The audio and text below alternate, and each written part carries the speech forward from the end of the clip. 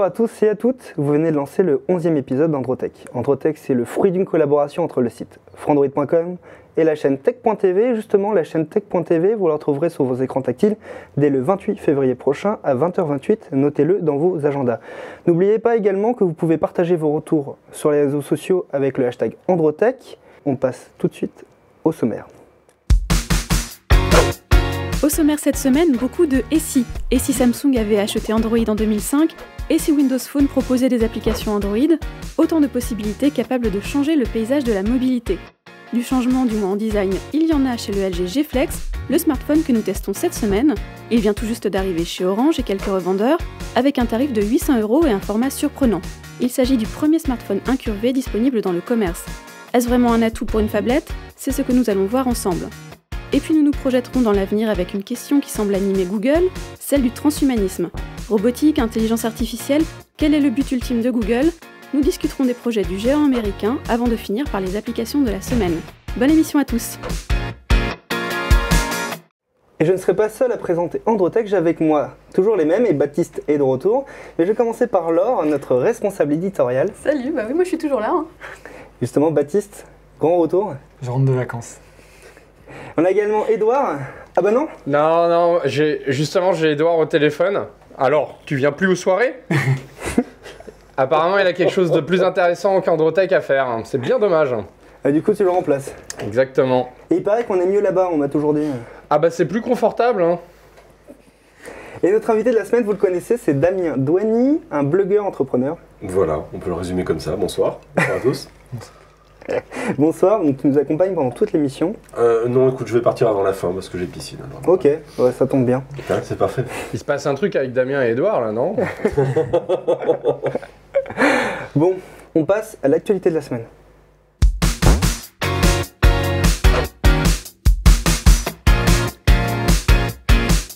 C'est parti pour l'actualité de la semaine et je vais me tourner vers Laure. Oui, toujours là, bien sûr. Alors cette semaine, on va parler de Lenovo, pas tout à fait, mais de Motorola Mobility, avec son CEO qui s'appelle Dennis Woodside, qui part chez des voisins, il part chez Dropbox. Il va devenir responsable des opérations chez Dropbox, et donc laisser sa place au sein de Motorola, qui part donc aux mains de Lenovo d'ici quelques mois. Motorola est racheté, il a fait son boulot. Voilà, et il s'en va chez Dropbox. Il était arrivé en 2012, il était chez Google depuis une dizaine d'années, donc c'est un ancien quand même de là-bas. Apple avait essayé de le débaucher d'ailleurs il y a quelques temps. C'est plutôt une belle opération pour Dropbox, qui en plus a un challenge à accomplir quand même. Parce que Dropbox c'est une belle boîte, c'est valorisé 10 milliards de dollars. C'est ça, ils ont levé 350 millions il n'y a pas très longtemps. Ouais, c'est une des plus belles levées de fonds. Sauf qu'ils gagnent un peu moins d'argent, ça s'est un peu ralenti, donc ils ont besoin de solutions pour arriver à monétiser leurs services de façon efficace. Et Dennis Woodside, ça peut être une solution également pour trouver de nouvelles opportunités. On va se tourner vers la Corée maintenant. Oui, parce qu'on nous a dit, vous n'avez pas parlé assez du LG G Pro 2, la semaine dernière. Entre-temps, il a été officialisé, c'est très bien. Donc maintenant, on connaît cet appareil qui ressemble un peu au G2 d'ailleurs en termes de design. C'est un G2 avec un grand écran. Avec un très grand écran, il a un écran de 5,9 pouces en Full HD. Donc là, on est vraiment dans le format phablette, avec du S800, avec 3 Go de RAM, avec un appareil photo qui devrait être pas mal d'ailleurs. Il a un système de stabilisation optique plus. Alors je ne sais pas trop ce que ça va donner dans les résultats. C'est le stabilisateur optique. Voilà, qui c'est pas celui qu'on avait retrouvé sur Nexus 5 ? J'espère que non, à vrai dire. Normalement, il sera un petit peu mieux que ça. Il filme en 4K également. Ça, c'est la grosse caractéristique maintenant. Ça va devenir la grosse caractéristique de tous les appareils. Il rentre dans le sérail de ceux qu'il propose avec le Note 3. C'est vrai qu'il a des très belles caractéristiques. 1080p, S800, 3 Go de RAM. Une belle batterie aussi. Ouais, une grosse batterie, 3200 mAh. Et 172 grammes, il est particulièrement lourd. Il est un peu lourd. Alors si on le compare avec le G Flex qu'on a ici, il pèse 5 grammes de moins. Donc c'est à peu près. Ce que j'ai vu, c'est qu'il avait très peu de bordure, et ce qui est très bien. Ça permet de limiter un peu l'encombrement du téléphone sur les grands écrans. Ça commence même à être la marque de fabrique de LG, non ? Le LG. Ils font comme les écrans, sur l'écran. Ouais. Le G2 effectivement était très fin. Ouais. Heureusement, sinon ça commence à faire un téléphone assez énorme. Il faut quand même le rappeler. On a ensuite de l'actualité côté Redmond. Oui, alors ça date un peu. Si on revient en 2005, au moment où Android est passé aux mains de Google, en fait, un livre qui vient juste de sortir nous explique que Google aurait pu ne pas racheter Android, mais laisser la place à Samsung qui avait été approché par Android à l'époque où c'était indépendant. PO qui est en train de jouer à côté avait plein de commentaires à faire là-dessus. Oui, donc c'est effectivement dans le livre Dogfight, How Apple and Google Went to War and Started a Revolution. La petite histoire, c'est donc l'entreprise Android a été fondée par Andy Rubin après Dangers en 2003 et qu'en 2005, après avoir passé plusieurs mois, plus d'une année en mode R&D, il n'y avait pas vraiment de bénéfices qui rentraient et donc Andy était à la recherche de nouveaux investisseurs, voire d'un acquéreur. Et ce que l'on a appris dans ce livre, c'est que la première entreprise vers laquelle Andy s'est tourné, ça n'était pas Google comme on aurait pu le penser et qui s'est finalement porté acquéreur de l'entreprise, mais bien Samsung. Et en effet, donc toute l'équipe de Andy, à savoir 8 personnes, sont allées en Corée du Sud à Séoul pour démarcher les gens de chez Samsung qui les ont reçus et leur ont plus ou moins ri au nez, puisque eux, pour cette simple réunion, ils étaient 20. Ils ont du mal à comprendre, ils avaient à l'époque du mal à comprendre comment, en étant 2 fois moins nombreux que juste une petite réunion, on peut créer un nouvel écosystème mobile. Ça aurait changé des choses quand même au niveau du paysage actuel. Alors là, c'est le moment où moi je passe un petit peu en mode troll. Effectivement, ça aurait changé beaucoup de choses et je vais donner mon avis personnel qui n'engage que moi. Je pense que Samsung aurait aujourd'hui pas mal moins de parts de marché que ce qu'il n'a aujourd'hui. Qu'on aurait donc Apple, BlackBerry, Nokia, HTC et Samsung qui se partageraient à peu près à part égale le marché. BlackBerry et Apple seraient peut-être un petit peu au-dessus des autres. C'est pas sûr qu'Apple aurait sorti son SDK pour développer les applications. On se rappelle qu'au début, l'iPhone 1, la partie applicative, c'était essentiellement des widgets web, en fait. Il n'y avait pas d'App Store. Nokia serait toujours sur Symbian et serait en cours de migration vers des distributions Linux mobiles. Et Bada et je pense que Bada n'existerait pas, évidemment. Il y aurait du Migo sur les téléphones Nokia. Exactement, du Migo sur les téléphones Nokia. Et effectivement, je pense que du côté de Frandroid, on s'appellerait autrement et qu'on parlerait essentiellement de l'écosystème Symbian et des Linux mobiles. Badaboom.com, voilà. On a dit qu'on la ferait pas. Et tu oublies surtout que peut-être que WebOS, parce que tu n'as pas cité WebOS. C'est vrai. WebOS serait peut-être le numéro 3 du marché et j'y crois pas mal. Et qu'est-ce que tu penses de Chrome OS mobile? On sait jamais. Hein. Ah, ben, il y aurait une réponse certainement de Google dans tous les cas de figure. Laure, je parlais pas vraiment de Séoul mais de Redmond. Et il paraît qu'il y a aussi l'actualité. Et je t'ai répondu Mountain View, effectivement, totalement. Et justement, c'est quoi l'actualité à Redmond? Alors, c'est pas vraiment une actualité. C'est plutôt une grosse rumeur qui est assez intéressante sur le fait que, en fait, il serait question de porter des applications Android sur le Windows Phone Store. On est pas mal dans les si. Hein. On est pas mal dans les si, ouais, ça reste de l'hypothèse. Qu'est-ce qui serait intéressant dans cette histoire? C'est que sur le Windows Phone Store, on manque quand même d'applications, même si ça grossit assez vite. On manque d'applications, elles sortent un peu en retard généralement, notamment du côté des jeux. Ils ont surtout du mal à agréger, à attirer les éditeurs. Ils ont un petit peu de à mal. entrer dans le cercle vertueux où il y a des développeurs qui développent des applications, ça attire des utilisateurs. Qui attire des développeurs, des développeurs indépendants, etc. Donc voilà ce qui fait que des applications hyper téléchargées ailleurs, type Snapchat, Vine et compagnie, elles ont mis beaucoup de temps à arriver, voire ne sont pas encore arrivées. Pas encore tout arrivé. Donc il manque encore les applications, je ne vais pas dire fondamentales, je ne suis pas sûre que ce soit le cas, mais en tout cas les applications qui ont du succès sur les App Store. C'est vrai que les utilisateurs Windows Phone ont toujours essentiellement besoin d'attendre. Ils sont toujours dans l'attente des grosses nouveautés. Vine est arrivé, mais bon, les autres tardent encore un petit peu. Un peu dubitatif là-dessus, franchement. Dubitatif sur ce très clairement. Ouais. Oui, parce que d'abord, c'est pas les mêmes ergonomies. On a BlackBerry avait fait le coup en disant que leur QNX, leur dernier OS, serait compatible Android aussi. Bah, il est compatible Android. Oui, mais enfin, bon, on a vu le résultat sur le portage, ça marchait pas. Tu perds en performance. Ouais. Voilà, donc c'est pour ça que je suis assez. Voilà. Mais après, que Tizen fera comme. Ça, c'est le même brick derrière, comme BB10 ou comme d'autres, pourra faire tourner les applications Android. Après, il faut se rappeler aussi que l'architecture de Windows Phone est relativement proche de celle d'Android. Alors évidemment, sur chaque couche logicielle, on n'a pas les mêmes noms, mais là où sur Windows Phone, on utilise la CLR, sous Android, on utilise la machine Dalvik. Alors il suffirait, entre guillemets, de plugger la Dalvik au bon endroit. Et en termes d'ergonomie et d'affichage, si ça passe dans la moulinette qui s'appelle WinRT, Windows Runtime, on devrait avoir un rendu pas si éloigné éloigné que ça des applications Windows actuelles. L'autre chose aussi, c'est que Microsoft a bien plus de ressources en développement logiciel et beaucoup plus de compétences en code manager que les équipes de BlackBerry. Donc voilà, mais effectivement, on a le droit d'être dubitatif sur, de toute façon, la portée stratégique d'un tel move. C'est voilà. Là, on est un peu comme Samsung et Android, un peu trop dans l'hypothèse. Mais bon, ça fait toujours sympa de rêver un peu. Ouais, ça peut être intéressant. On passe maintenant au projet Kickstarter de la semaine, le projet Startup. Avec Baptiste, qu'est-ce que tu nous as préparé?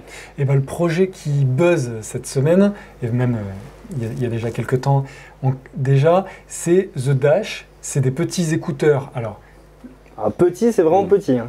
Alors oui, on verra quand le produit sortira vraiment et quand ils auront fait toute l'intégration qu'ils doivent faire. C'est 2 paires d'écouteurs complètement wireless. Donc on a un module dans chaque oreille. Normalement, on n'est censé pas les voir. Ça.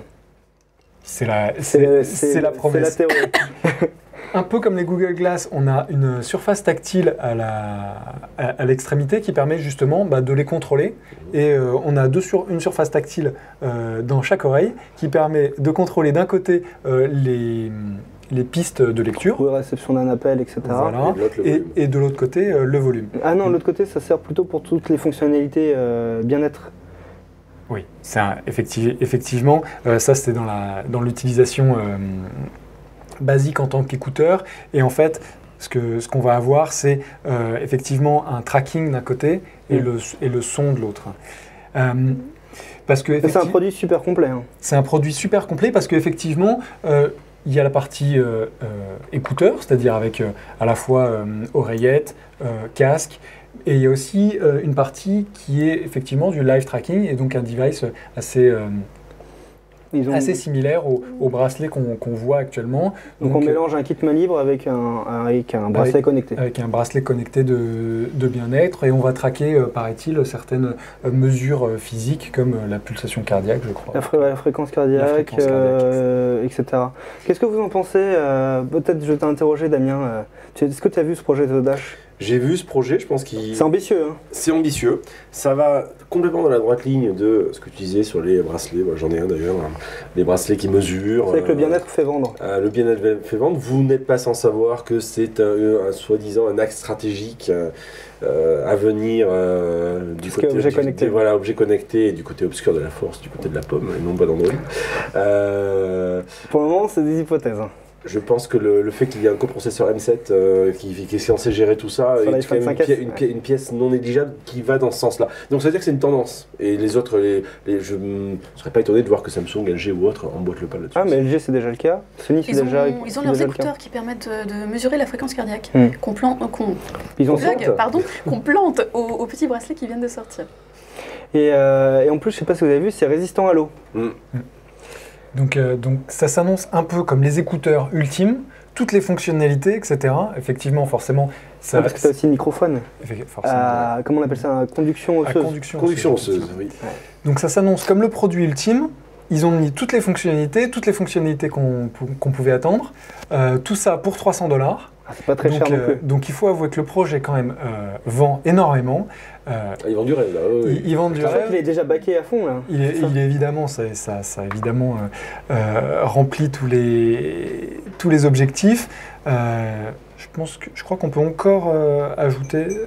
Encore backé, mais je suis pas sûr. Oui, on peut encore backer pendant plusieurs jours. Hein. Le projet, il a juste même pas une semaine. Il reste un mois, il y a des goals, il y a des objectifs extensifs, et en ce moment, le goal qui vient d'être atteint, c'est de débloquer l'application Windows Phone. Et PO, tu back ou tu back pas? J'ai backé, j'ai acheté. C'est pour les early backers, c'était à 170 ou quelque chose comme ça, si je me souviens bien. Pour les gens qui se sont réveillés un peu trop tard, comme moi, c'était 200 avec les frais de port de presque $240. Et maintenant, ça commence à être un peu plus cher au fur et à mesure que l'on avance. Mais pour le moment, la team derrière The Dash a quand même levé plus d'1,5 million pour son projet. Mais je dis attention quand même, parce que ils ont vendu énormément, Ils ont, paraît-il, Ouais, je crois qu'ils ont plusieurs slaves. certains prototypes, mais il faudra quand même voir l'intégration finale. Et je suis pas sûr qu'ils ont tellement. Ça semble tellement être le produit ultime. J'ai peur qu'il y ait beaucoup de déçus sur le produit final. D'un point de vue purement électronique, ça va être très difficile pour eux, en particulier sur l'oreillette droite, qui a quand même un pros. Ah, t'as un chipset ARM dedans. Oui, plus un stockage de 4 Go. Pour pas faire chauffer ça, ça va être très difficile. Et du coup, les premières livraisons, c'est pour cet été, justement pour les gens qui ont dépensé $170. Pour les autres, ça va s'étaler jusqu'en 2015. Je crois, oui. Comme tous les projets Kickstarter. On passe maintenant au test de la semaine et il paraît qu'il est flex.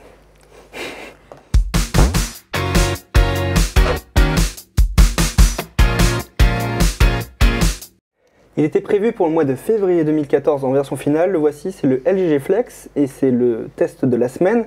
Laure, qu'est-ce qui se cache dans ce téléphone tout flex? Eh ben, il se cache un concurrent au Galaxy Round de Samsung qui est sorti la veille et qui n'a pas été commercialisé à l'international. Par contre, le G Flex, il sort un peu partout, aux États-Unis aussi et donc en France. Donc on a une belle phablette, on a un format 6 pouces, donc incurvé sur un axe de haut en bas. Là, je vais l'allumer. Hop, tu vas voir, avec un écran plastique OLED en façade HD, pas Full HD, donc c'est de la 720p. On voit quand même la taille d'écran comparée au Z1 compact. Il est assez immense. Hein. Donc c'est pas le Z1, c'est le Z1 compact. Je préfère le préciser. On va avoir le même style que le LG G2 avec le bouton à l'arrière. Voilà, effectivement. À l'intérieur, un Snapdragon 800, 3 Go de RAM. On va avoir à l'intérieur le Snapdragon 800. Voilà, Vas-y, je te laisse continuer. 32 Go de mémoire, un capteur photo de 13 mégapixels. Et puis, c'est déjà pas mal, une coque qui est censée se réparer toute seule. Et effectivement, on doit pouvoir légèrement le tordre. C'est pas non plus la peine d'essayer de le tordre trop. Je fais ou je fais pas là? Un tout petit peu. Sinon, tu risques de le casser. Mais là, tu peux le déformer de quelques millimètres. Là, il a craqué. Pas plus. Hein. Ouais, pas plus. Okay. On va être gentil avec lui. Je crois que si on le met sur la table, on peut vraiment le mettre droit. En gros, tu peux t'asseoir dessus sans risquer de le casser. Et il revient toujours à sa forme initiale. Voilà. Et il vaut quand même 799 €. Joli tarif pour cet appareil. Du coup, on a les caractéristiques du G2 dans un format plus grand et flex. À peu près, oui, c'est ça. Et avec un écran moins bien quand même. Hein. Ok. Est-ce qu'il introduit des nouveautés comme on a pu le voir sur le G2 Pro avec par exemple le capteur? Le capteur photo, non, c'est un capteur photo. 13 mégapixels 13 mégapixels. Ah, c'est vraiment le même que le G2. Ouais. Donc il fait des bonnes photos d'ailleurs. En fait, ils auraient dû appeler ça G2 on a Flex. Des nouveautés, mais au niveau logiciel. On va voir quelques petites choses au niveau de l'écran de verrouillage. Alors si tu me le passes, je vais te montrer. Ah, attends, je vais te laisser regarder. Hop. Parce que moi, je suis pas. Des petites nouveautés qui seront quand même peut-être des avant-premières et qu'on retrouvera certainement sur les autres. Alors si je fais ça. Attends, on va pas. Est-ce que tu peux montrer le niveau de ton visage? Alors c'est pas pratique parce que je vois pas ce Regarde, que je fais. plus haut là. Hop. Voilà. Alors, je suis verrouillée là ou pas? Le plan serré. Voilà, c'est bon. Alors je ne vais pas y arriver du tout. Si, j'ai réussi. Ah, c'est super joli. Ah, c'est l'effet théâtre, c'est magnifique. Donc, ça te permet d'avoir accès à tes contenus multimédia. Alors là, je vais ouvrir les photos directement.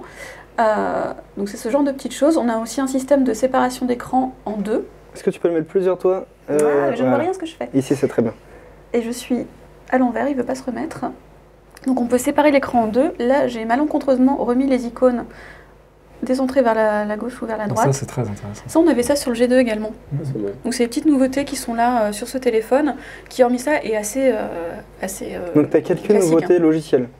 Voilà, des petites choses. Le split screen est une bonne idée. Sur un grand écran comme celui-ci, c'est assez pratique de pouvoir séparer l'écran en deux. Alors G2, on le connaissait, c'était pour nous, et c'est même la communauté qui l'a élu le meilleur smartphone de l'année 2013. A priori, on devrait tomber du coup sur un très bon smartphone.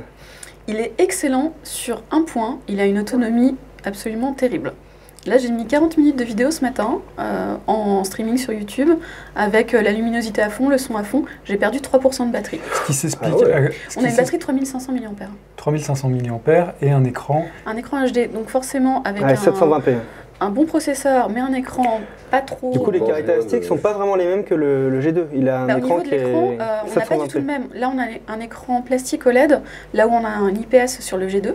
Et donc une définition 720p, là où on a de la 1080p sur un G2. Forcément, au niveau de l'autonomie, ça se ressent. On a une plus grosse batterie en plus.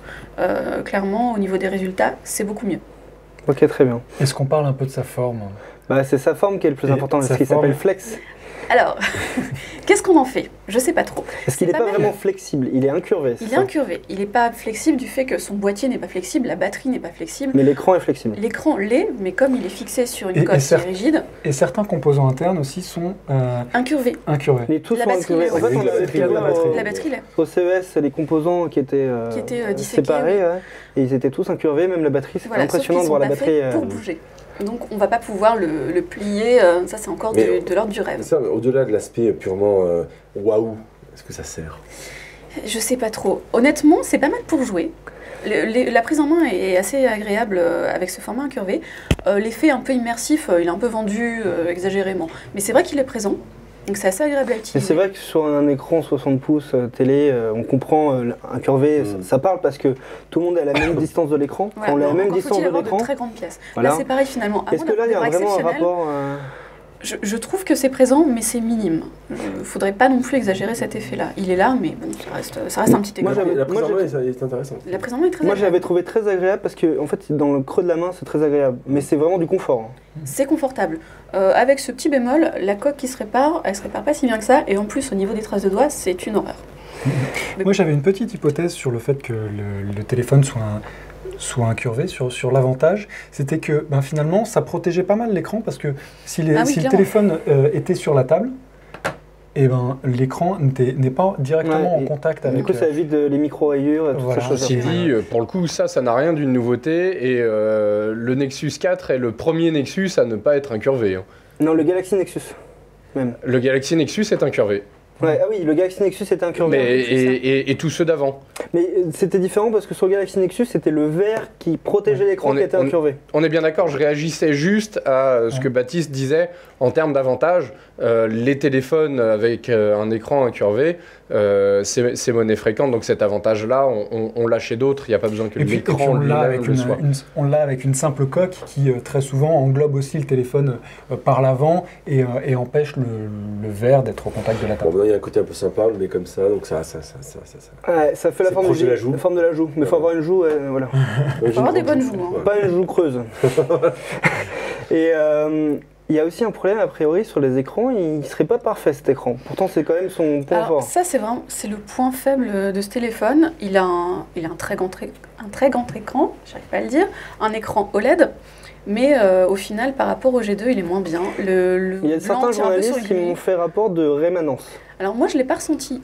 Enfin, tu l'as pas encore. vu en tout cas. Je l'ai pas encore vu, mais plusieurs personnes l'ont À la ressenti rémanence, effectivement. c'est ce qu'on avait sur les écrans Les plasma. plasmas, voilà. Donc Quand l'image l'image qui a été restait affichée fixe. longtemps, Ouais. l'arrière-plan reste. Là, je l'ai pas vu. Ceci dit, ça peut m'arriver par la suite. Et le gris est un peu bruité. Ouais, on m'a dit que le gris était bruité, tout Un le petit monde peu me l'a dit dommage, aussi. Donc ça, c'est le point faible. Alors, on conseille ou on conseille pas? Il est un peu cher.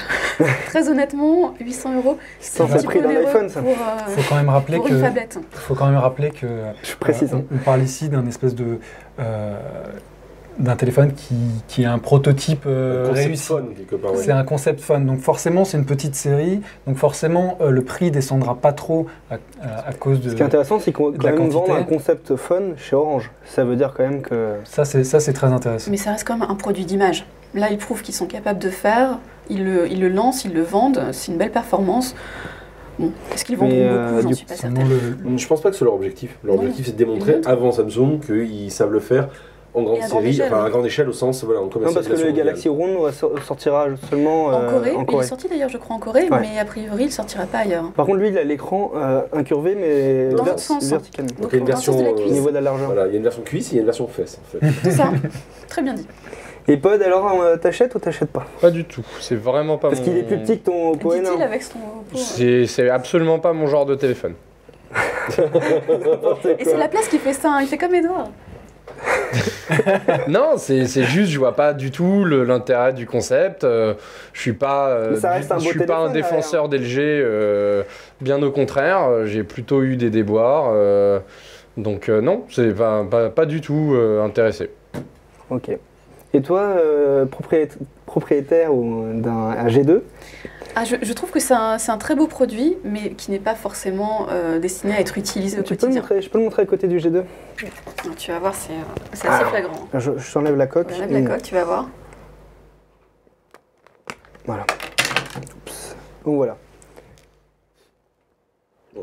Donc là, La on différence a est quand même assez impressionnante. en rose le G2 et le G-Flex à côté. À l'arrière. C'est là où on... Donc il y a vraiment le même design. Hein. Ah oui, le bouton à l'arrière, c'est très pratique. On a la fonction knock-on en façade, donc le Devant. double clic. Donc, Très pratique à utiliser, toujours très bien. Voilà. Ça, j'aime Et donc là, en conclusion, vous avez compris, on ne conseille pas vraiment, c'est une belle prouesse technique, ce sont des belles caractéristiques, l'écran c'est vraiment impressionnant mais il y a quelques défauts à noter, on ne sait pas si les versions finales qui sont commercialisées chez Orange, parce que là c'est une version finale quand même. C'est une version finale, je l'ai eu en pack Bon. commercial. Alors a priori il peut y avoir quelques petits problèmes d'écran liés aux grilles, liés à la rémanence, en tout cas mieux vaut le notifier, et bref, Baptiste achète. Je pense pas. C'est un superbe concept. Il faut féliciter LG pour ce concept. Il y a plein de technologies intéressantes, mais on attendra les prochaines versions, je pense. Très bien, c'était le test du G-Flex.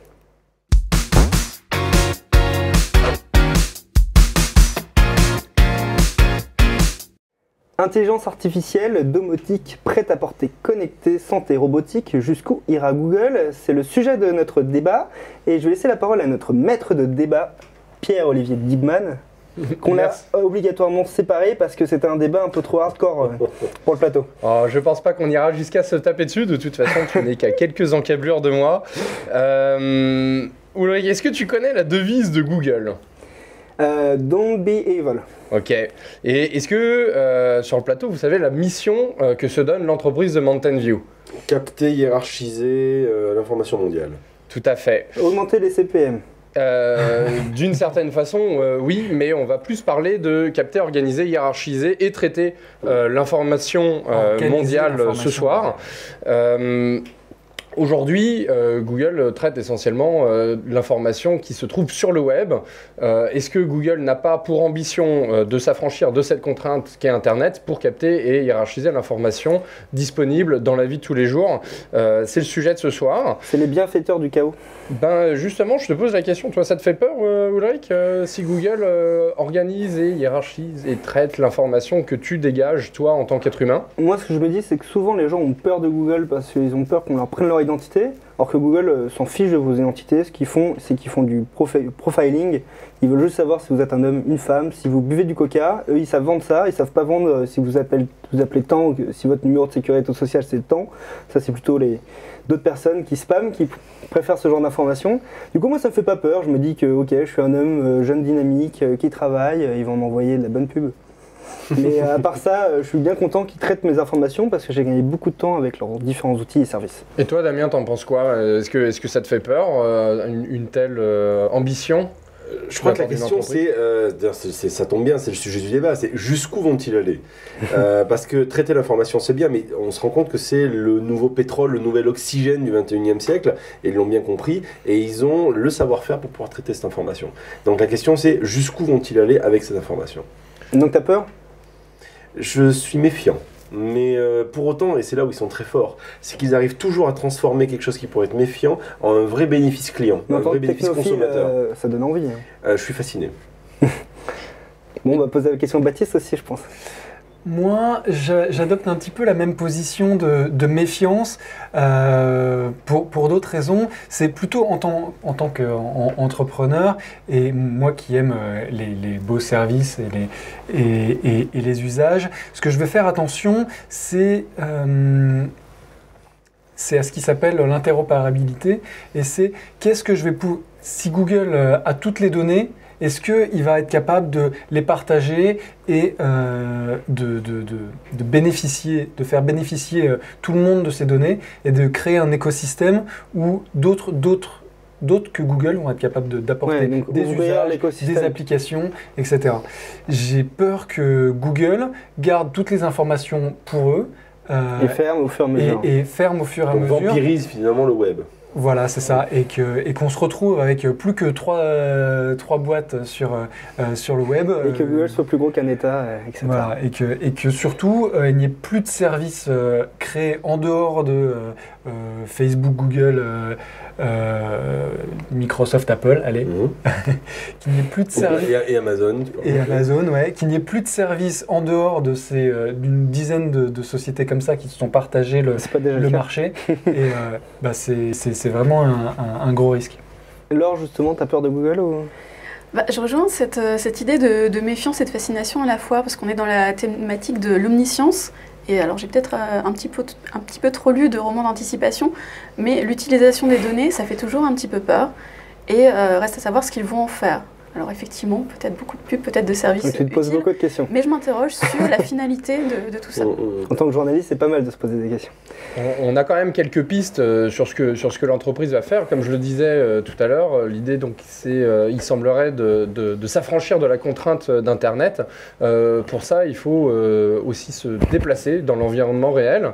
Et Google récemment, en termes de robotique, a fait quelques acquisitions intéressantes. On a parlé de Boston Dynamics, mais il y a beaucoup d'autres acquisitions. Autofus, Bot et Dolly, Holomni, Mecha Robotics, Redwood, il y en a plein. En fait, il y en a une quinzaine. C'est un véritable portefeuille de technologies dont Google s'est doté. On a vu le Big Dog, on a peut-être un peu moins vu ce prototype de robot bipède à l'équilibre incroyable. Moi j'ai vu une vidéo de test de cette machine-là où en fait donc on avait la paire de jambes et un wrecking ball. Je suis désolé, Miley Cyrus est dans ma tête et du coup j'ai une boule de démolition qui était projetée contre les jambes du robot qui gardait l'équilibre malgré tout, et c'est quand même assez impressionnant parce que c'est rare qu'on arrive à maîtriser les cerveaux moteurs d'un bipède à ce point-là. Donc mais il n'y a pas seulement de la mécanique, il y a aussi pas mal d'intelligence artificielle dans les acquisitions. On va en reparler d'ailleurs de l'intelligence artificielle, notamment parce que il y a un partenariat qui se serait noué avec Foxconn qui est célèbre pour construire et assembler notamment les iPhones de la marque à la pomme. Ce partenariat, a priori, porte sur l'automatisation des chaînes d'assemblage et en particulier le pilotage par un mystérieux OS signé Google. Intéressant. Du coup, ça ouvre quelques questions. Les robots, aujourd'hui, est-ce que ça peut nous assister dans toutes nos tâches du quotidien? Est-ce qu'on a envie de voir un Google faire ce genre de choses? C'est un peu ce qu'on a déjà dans la poche, non? C'est-à-dire, précise ta pensée. Non, mais avec Android, on peut automatiser pas mal de tâches quand c'est connecté à d'autres choses, bien sûr. Ouais, mais imagine si ton téléphone se déplaçait de lui-même. Ça simplifierait encore plus, parce que quand je lui dis d'éteindre la lumière avec ma domotique, mais j'ai pas encore la domotique chez moi, je serais bien content qu'il le fasse lui-même. Mais je crois qu'il est en train de te dire, est-ce que t'as pas peur que les robots te piquent ton travail? Qu'ils deviennent des assistants, des C3PO au quotidien.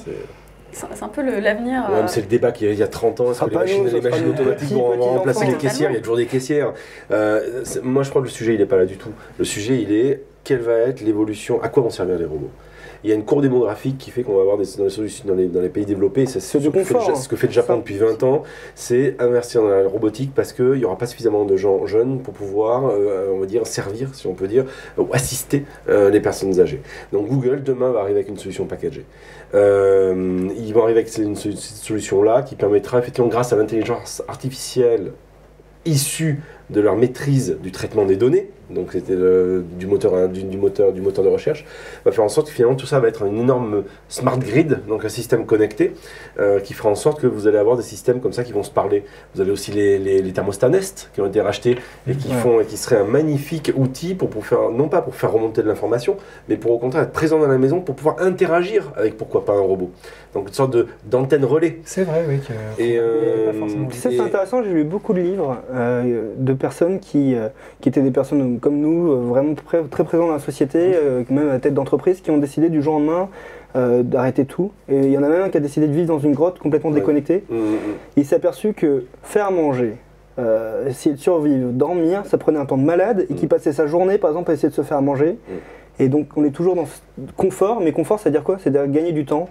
mais en fait on n'en gagne pas vraiment. Mais c'est gagner du temps à ses loisirs, à son confort.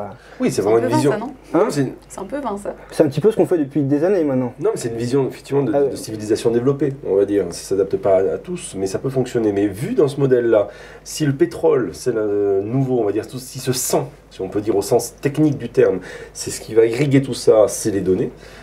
Google aujourd'hui est le mieux placé pour pouvoir le traiter parce qu'il sait comment faire fonctionner tout ça. Il a ensuite une résurgence dans la vraie vie, les robots. Les voitures qui marchent toutes seules, par exemple aussi, il faut y penser. Pourquoi demain les routes ne seraient pas intelligentes avec des voitures Google dessus? Et pourquoi pas? C'est marrant parce que PO, je sais que tu vas en parler, mais ce serait bien d'en parler maintenant. Tout à fait. Du transhumanisme. Parce que c'est marrant parce qu'il y a un petit bonhomme que Google avait recruté qui s'appelle Ray Kurzweil, qui avait déjà imaginé que les voitures se rouleraient toutes seules en 2010, il y a 50 ans, et il avait raison. Enfin, il y a 50 ans, mais il y a 30 ans, il imaginait, puis il a eu raison. Dans le même état d'esprit, il y a, pour ceux qui suivent Plume.net, un article d'anticipation très bien par l'auteur de ce blog, que je vais nommer Plume parce que son nom m'échappe. Il s'agissait de l'année, je ne me souviens plus, 2020-2030, quelque chose, pour l'inauguration d'un RER dans la banlieue de Bruxelles. Et ce que Plume dépeignait très bien dans son article, c'était en fait l'incompréhension totale des journalistes le jour de l'inauguration de ce RER. Et au fur et à mesure qu'on avance dans l'article, on comprend le pourquoi de cette interrogation et de cette non-compréhension de ce type de transport en commun. C'est qu'en fait, à l'issue de la journée d'inauguration de ce RER, l'ensemble des journalistes sont tous repartis dans des véhicules automatiques sans pilote qui fonctionnent en mode covoiturage et dans lequel n'importe qui peut sauter n'importe quand pour une partie ou la totalité de son trajet. Et c'est vrai qu'aujourd'hui, quand on regarde, on a l'architecture de nos villes qui a été complètement modifiée pour faire place à l'automobile. Et aujourd'hui, si elle se mettait à se conduire toute seule, qu'on puisse interagir avec elle et sauter dans n'importe quelle voiture, c'est vrai qu'il y a beaucoup de choses qui seraient simplifiées et beaucoup de choses qui seraient surtout pas mal moins chères. Et optimisées. Dans un environnement citadin qui est de plus en plus dense en termes de circulation, avoir un système d'optimisation des transports de ce style-là aurait beaucoup d'avantages. Et ce serait une solution parfaite à proposer aux collectivités. Et c'est pour ça que l'automobile est très importante et pour ça que tout le monde s'y intéresse, c'est que l'automobile serait au centre de toute notre vie. Et c'est pour ça que tout le monde s'y met là. Oui, automobile ou transport, tout au moins collectif ou semi-collectif. Je parle d'automobile, mais c'est transport. Mais toujours avec cette logique d'intelligence derrière, de connexion. Et justement, d'intelligence, il y a un article qui a vraiment buzzé dernièrement, c'était sur JDD, c'était une interview de Alexandre Laurent. Alexandre Laurent, vous le connaissez sans vraiment le connaître. C'est un médecin, voilà, il fait de la chirurgie. Il est cofondateur de Doctissimo, que tout le monde connaît, pour les petits bobos. Il est également cofondateur d'une société qui travaille sur l'ADN. Et ce dernier a écrit un article sur JDD qui disait que l'objectif des dirigeants de Google était de transformer le moteur de recherche en intelligence artificielle. Mais il allait plus loin, il parlait de transhumanisme. Tu nous parles un peu de transhumanisme on va peut-être commencer par définir le concept. Alors pour le coup, j'ai un petit peu tiré la définition sur Wikipédia. Vas-y, go. Donc le transhumanisme, c'est un mouvement culturel et intellectuel, international, et qui prône l'usage des sciences et des techniques afin d'améliorer les caractéristiques physiques et mentales des êtres humains. Ça, c'est nous, les êtres humains. Le transhumanisme considère certains aspects de la condition humaine, tels que le handicap, la souffrance, la maladie, le vieillissement ou la mort subite, moi j'ajouterais le travail aussi, mais bon, comme inutiles et indésirables. Dans cette optique, les penseurs transhumanistes comptent sur les biotechnologies, on va en parler, et sur d'autres techniques émergentes. Les dangers comme les avantages que présentent de telles évolutions préoccupent donc le mouvement transhumaniste, qui n'est pas à confondre avec la transhumance des moutons, ça n'a aucun rapport. Non mais je vous entends penser les blagues, tout ça. Ouais, mais ça tout de suite j'y ai pensé. J'ai autre chose, quelques dates qui vont vous faire réagir. Pareil, c'est Ray Kurzweil qui a été recruté par Google l'année dernière, en fin 2012 même, qui travaille chez Google sur des projets un peu flous. Il avait sorti 3 dates. Il disait qu'en 2029, l'intelligence artificielle sera égale à celle des humains. Bon, déjà. Il a dit qu'en 2045, on appellerait ça l'année de la singularité parce que c'est là où l'homme deviendrait hybride avec la machine pour former un être nouveau, etc., qui serait 1 milliard de fois plus intelligent, en meilleure santé, etc. Et enfin, en 2049, lorsqu'on parlera de nanorobots intelligents, etc., on pourra parler aussi d'immortalité pour les humains. Il est persuadé, et c'est même quasiment tous les adeptes du transhumanisme sont persuadés qu'on deviendra immortel en 2049. Il y a une nuance à apporter là-dedans, c'est qu'en fait, il se base sur la loi de Moore en fait, pour arriver à expliquer ça. Ouais. Ce qui est intéressant à regarder, c'est quoi? C'est le transhumanisme, c'est utiliser les technologies pour, en gros, tendre vers l'immortalité, ou on va dire... faire en sorte qu'on aille mieux, on va dire, améliorer le confort. Jusqu'à l'immortalité. Voilà, jusqu'à dépasser l'humain. Dépasser l'humain, ou tout au moins voilà, améliorer l'humain. Moi je crois vraiment que derrière ça, il y a le fait que le patron de Google est malade. Puisqu'il a une maladie de Parkinson qui lui est déclarée. Il sait en tout cas qu'il va avoir des sacrés problèmes. Et je pense que ça, très sincèrement, quand vous êtes patron d'une boîte qui pèse très lourd, qui a des moyens technologiques et l'argent, vous vous dites, alors ça fait très science-fiction, hein, ça fait très film un peu fou, de vous dire, moi j'ai les moyens d'essayer de dépasser ça, parce que je peux me payer les moyens de peut-être être soulagé ou soigné. Je crois vraiment à ça. C'est un petit peu ce que tout le monde veut. Enfin, je veux dire, son objectif, c'est l'objectif de tout le monde. Oui, mais c'est une logique. On l'a tous. C'est ce qu'on appelle. On l'a tous Il va un peu plus loin quand même. Il va plus loin, mais c'est pas Zombie Evil, c'est Bigode. Ce qui est intéressant, oui, c'est exactement ça. Mais c'est ce qu'on appelle les philanthropreneurs aux États-Unis. C'est en fait cette mélange entre je veux apporter quelque chose au monde et à la fois je veux aussi quand même je suis un entrepreneur. Mais juste pour finir là-dessus, après il y a une autre tendance qui est le mélange entre la technologie et les hommes, l'hybridation, Robocop on va dire pour faire simple. Ça c'est la singularité. Ouais. Oui, mais ça c'est pas le transhumanisme, c'est le post-humanisme. Et là, on plonge dans autre chose qui, à mon avis, est beaucoup plus, on va dire, dangereux, je sais pas, ou tout au moins qui pose vraiment question, qui est cette hybridation. Sur lequel on est beaucoup moins prêt, effectivement. L'hybridation, mais on y arrive, l'hybridation. Non, l'hybridation, c'est vraiment les nanotech qui se baladeront dans son corps et qui est de la machine. Exactement. Mais après, ça pose la définition de ce que doit être l'homme, nano-machin, qui doit être une certaine image de la perfection, finalement. On crée un homme tel qu'il devrait être. Donc la personne qui oui, mais surtout il est connecté. Et c'est ça le truc, c'est que la question du cerveau dans le post-humanisme, c'est que le cerveau est remplacé par un disque dur ou par une machine. Et il devient finalement un point d'une grille globale. En gros, c'est Skynet, pour faire simple. Ce que vous êtes en train de me dire, c'est que vous me parlez de science-fiction. Là, on parle clairement de science-fiction parce que c'est tiré de tous les livres de science-fiction qu'on a pu lire depuis le début des années 30. Et là, on met ça en corrélation avec les dernières acquisitions de Google et les domaines sur lesquels Google travaille. Alors, d'abord, c'est pas tout à fait de la science-fiction parce que connecter le cerveau, on le fait depuis quelques années pour les personnes atteintes de tétraplégie. Et en l'occurrence. Mais même aussi pour les yeux maintenant. Pardon ? Même pour les yeux aujourd'hui. Oui, tout à fait. Mais on a effectivement des personnes qui ont un port série. Alors, c'est pas de l'USB, on fait ce qu'on peut, branché à l'arrière du cerveau et qui leur permet de contrôler clavier et souris sur un ordinateur. Et ce qui est fou, c'est qu'il n'y a pas de décodage du signal, c'est-à-dire que c'est le cerveau qui s'est adapté à cette nouvelle connexion. Mais effectivement, on peut se concentrer 2 minutes sur le sujet santé. Damien, tu parlais de la maladie de l'un des fondateurs de Google. Et dans l'entourage immédiat de Google, il y a d'autres entreprises. Il y a Calico, qui est une filiale. Et il y a 23andMe, qui n'est pas tout à fait une filiale, mais qui est une entreprise qui a été créée par la femme de Sergey Brin et qui fait du séquençage ADN. Ce qui est intéressant avec ces deux entreprises, c'est que ces deux entreprises qui bénéficient de l'expertise de Google, qui est précisément, on revient au début du débat, sur le traitement de l'information, la collecte et le traitement de l'information. Et typiquement, 23andMe, leur façon de décoder, de faire le séquençage ADN de l'humain, c'est par des effets de statistiques. C'est-à-dire qu'ils ont une gigantesque base de données sur l'ADN, puisqu'ils vendent un kit à $99 qui permet, où on fait un prélèvement, on leur envoie, et ce qu'on a en retour, c'est un décodage de quel est notre génotype et quelle est la probabilité d'avoir une maladie ou pas. Voilà, exactement.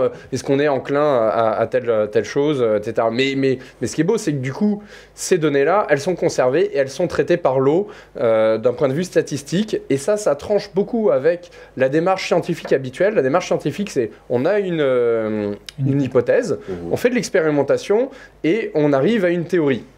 Là, c'est pas du tout ça, c'est traitement de big data. On fait parler une base de données et on voit ce qu'il en sort.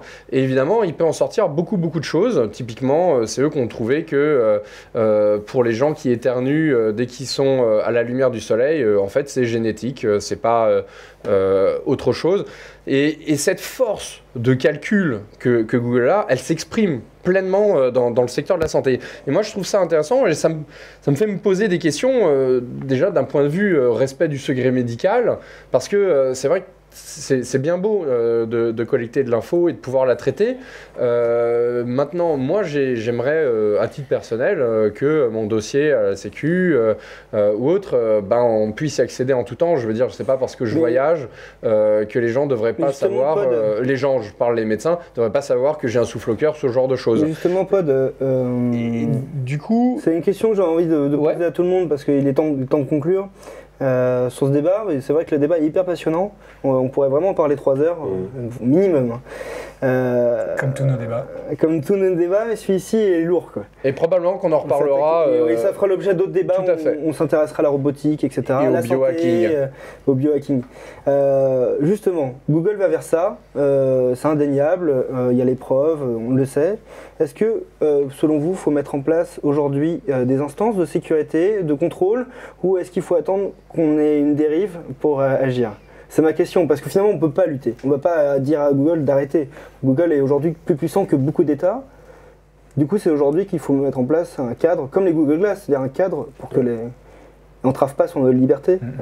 C'est ça, finalement, les questions les plus importantes. Je ne sais pas ce que vous en pensez. Oui, et on constate simplement que encore aujourd'hui, comme dans beaucoup de choses, Google finalement, on va pas dire passe en force, mais va très très vite, et beaucoup plus vite que les instances dirigeantes qui n'ont pas pris le train de cette modernité numérique. Et on constate simplement, voilà, qu'aujourd'hui ils sont en retard. Mais c'est là où ils sont très bons. Comme tu le disais tout à l'heure, c'est que la force de calcul du séquençage ADN, ils vont dire, voilà, ça, on va peut-être demain, ils pourraient dire très bien, pourquoi pas à l'OMS ou autre, on va vous le donner, on va vous aider. Et, donc, on retrouvera cette logique qui est cette logique toujours pareille, qui est on fait quelque chose, mais à la fois on apporte quelque chose aussi. Et puis effectivement, ils en montrent l'intérêt immédiat. Et pour empêcher d'être trop bloqué. Ils ne veulent pas diaboliser. Justement.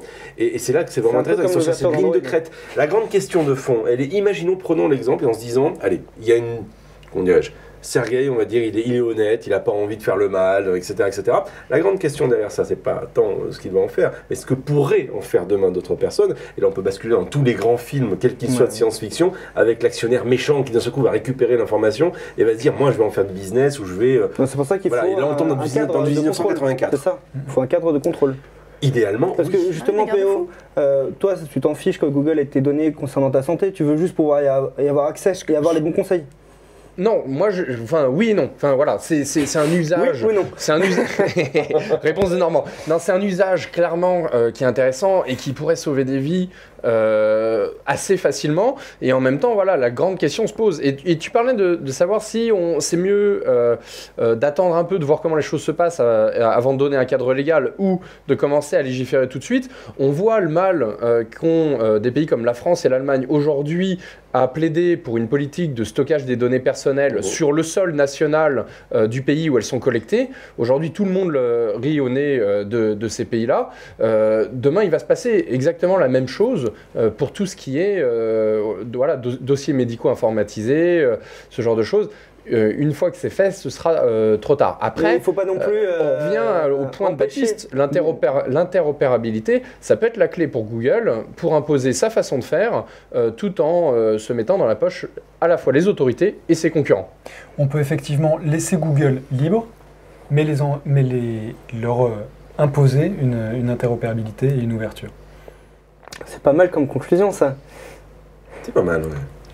Bref, je pense que du coup, on va avoir le droit à quelques débats cette année qui concernera tout ce qu'on a pu dire dans ce débat. Chaque partie peut être le sujet d'un débat. Donc voilà, c'est tout pour le débat d'aujourd'hui. Donc jusqu'où ira Google, vous avez bien compris que bien plus loin que ce qu'on aurait pu imaginer.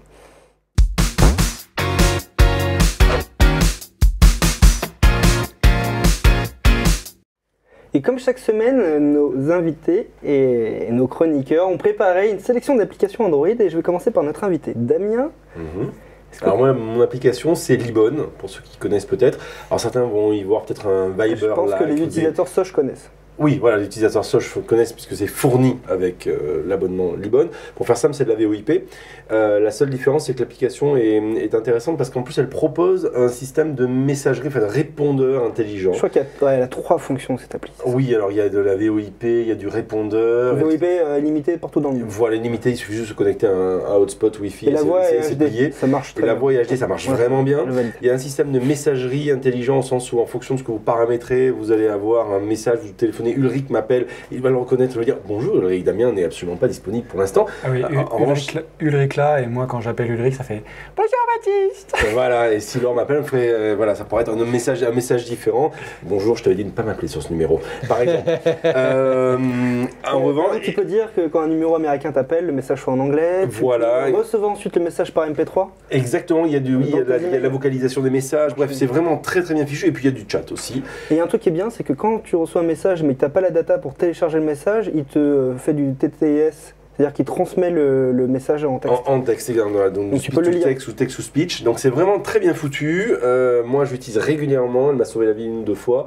Et le côté wow effect du message personnalisé avec le nom de la personne et éventuellement même maintenant avec la localisation, je trouve ça plutôt sympa. Ouais, parce que tu peux laisser un message en disant coucou Baptiste, je suis dans mes toilettes, je peux pas répondre. Bon, il n'est pas dans mes toilettes, il va dire c'est exactement ça. je suis dans le sentier C'est exactement rue des Jauneurs. Voilà, donc je recommande, c'est gratuit. Après, il y a des fonctions payantes dedans sur l'abonnement à prendre si on veut. Mais les fonctions de base sont entièrement Ouais, gratuites. on peut avoir et plusieurs vraiment voix, je bien crois qu'il y a faites. des voix assez sexy ou des voix de robots, etc. Exactement, d'ailleurs. Oui, j'ai d'ailleurs prêté ma voix à l'une des dont je présente. On va passer à l'application de Laure. C'est beaucoup moins sérieux. Moi, c'est un petit jeu qui s'appelle Pyro Jump. Alors, c'est une petite flamme dans un puzzle game assez classique. On doit sauter de roue en roue et ne pas tomber dans le vide. Ah, c'est Le design marrant. est très mignon. Ah, c'est Il mignon. est super dur. On dirait des jeux comme. Est-ce qu'il est aussi dur que... Ah non, on l'a dit qu'on n'en parlerait plus. C'est l'application dont on ne doit plus prononcer le On nom. parle plus, voilà. Quand t'as dit aussi dur, moi je pensais à autre chose, mais... Ah bah c'est bizarre. Non, le jeu est assez difficile. On va vous laisser. Il est On éloigne gratuit. les pervers ici. Mais laissez-moi finir. Désolé. Il est bien mon jeu. Il est bien, il est gratuit. Les niveaux supérieurs sont payants, ils coûtent un peu plus de 2 €. Mais au moins on n'a pas de pub, on n'a pas d'achat in-app. Il est très sympa, il est difficile, donc le temps de finir le pas de premier pub, niveau. pas d'achat in-app, il est gratuit. Il y a des niveaux qui sont à acheter. Ah, il y a de l'in-app purchase Ouais. alors. Il y a du paiement in-app. Mais pas de pay to win, il n'y a pas ce genre de choses. Non, non. Donc c'est assez réglo comme manière de fonctionner. Comme il est assez difficile, C'est on pay to peut- finish quoi. on peut passer du temps à finir le premier niveau gratuit. Pas mal. Baptiste, j'imagine que t'as un petit jeu aussi. Parce que Ouais, là, il a t'as eu 2 semaines pour toujours déjà un le jeu. jeu. J'aime bien le jeu Mais de attends, il a l'or. passé 10 jours à jouer là J'aime bien le jeu de l'or. Alors j'avais Sur plein, les sièges. Moi je te le prêterai. j'avais plein de jeux, j'ai plutôt hésité, j'en ai pris un super simple. Justement, dans la mouvance du oiseau, c'est un peu la même mouvance. On a un point qui tourne à l'écran et il faut appuyer à un certain moment. Ça vous rappelle quelque chose. Et il faut appuyer à un certain moment pour marquer des Circle points. Stop, c'est ça.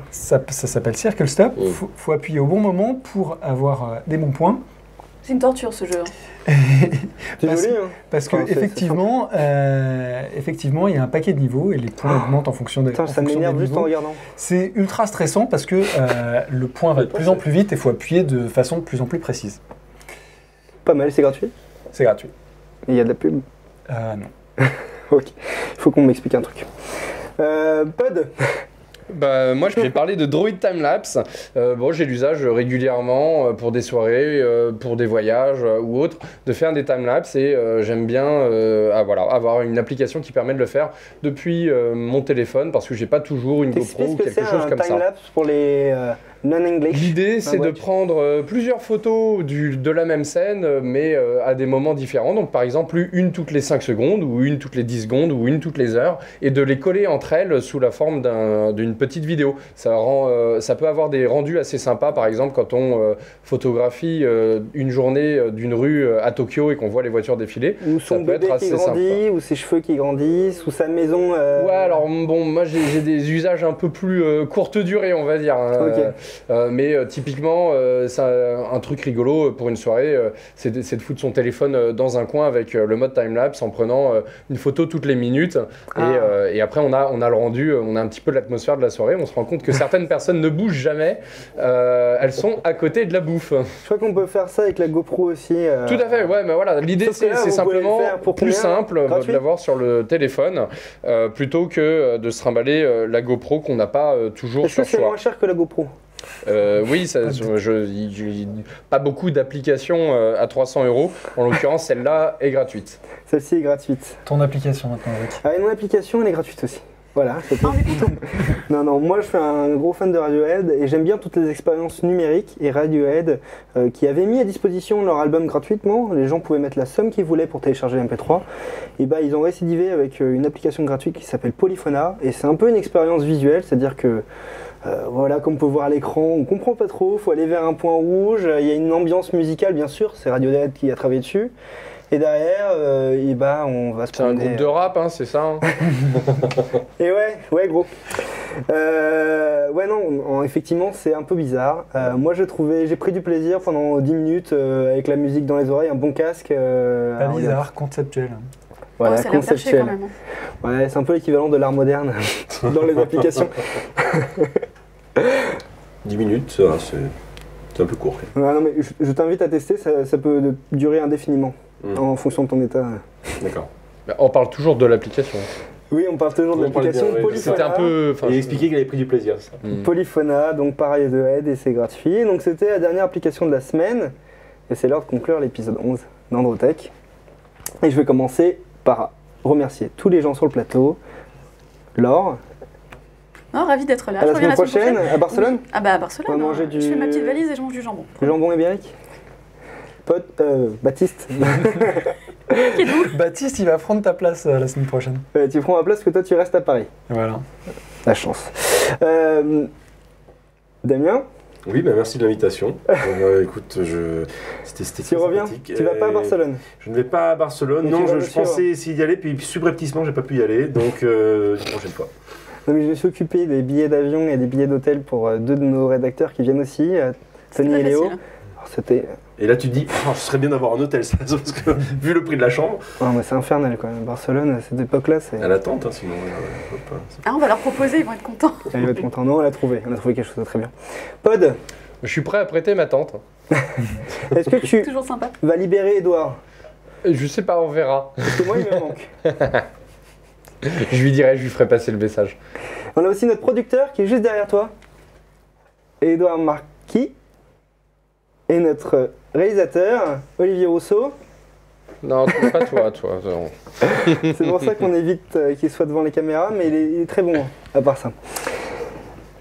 On va aussi vous remercier d'avoir suivi l'émission. N'hésitez pas à partager vos retours, comme je vous l'ai dit au début de l'émission, sur les réseaux sociaux. C'est très facile, vous utilisez le hashtag Androtech. Ça marche très bien sur Twitter, Google+, et Facebook, avec le petit hashtag avant. Vous pouvez aussi nous donner votre avis directement dans les commentaires de YouTube. Et je vous dis à la semaine prochaine à Barcelone avec Baptiste à ma place. Ciao.